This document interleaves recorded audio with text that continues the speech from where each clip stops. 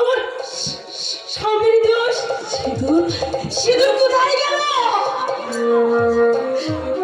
কোথায় গেল আমার হাতের শাখা? স্বামীর দোষ সিঁদুর পড়ে স্বামী শাশুড়ির সেবা যত্ন আমার আজার বড়ি পিরুনা জাগাবার আশা।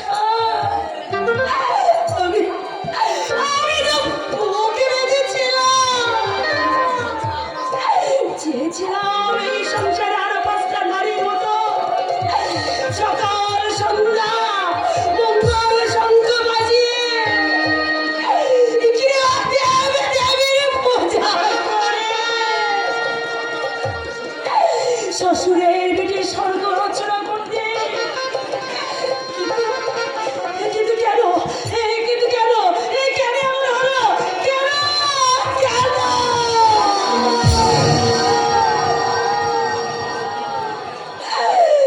কেন হারিয়ে গেল আমার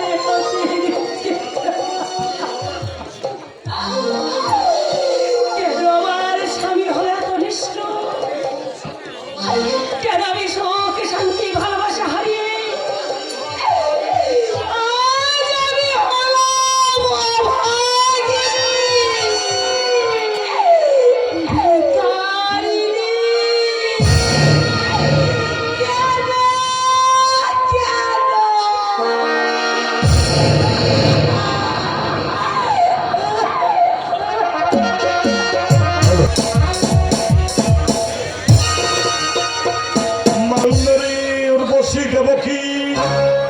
তোমাকে যে আবার এখনো প্রয়োজন, সেই প্রয়োজন মেটাতে আসল খেলায় মাঠে রেখে আমি তোমাকে পৌঁছে দেব আসল জায়গা।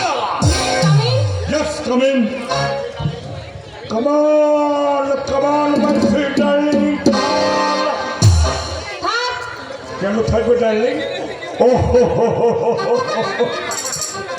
বুঝেছি অভিমান। তা প্রিয়া, অভিমানে মুখ রাঙা করে দূরে দাঁড়িয়ে আছে কেন?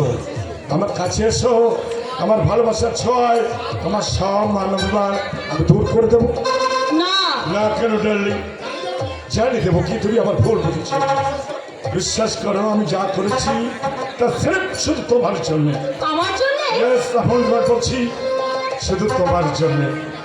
অসীম রূপের গর্বে নিয়ে সাথী, তাই সেদিন যে তোমায় অপমান করেছিল আমি চেয়েছিলাম তার সঙ্গে বিয়ে খেলা করে তোমার মেট সার্ভেন্ট করে রাখতে।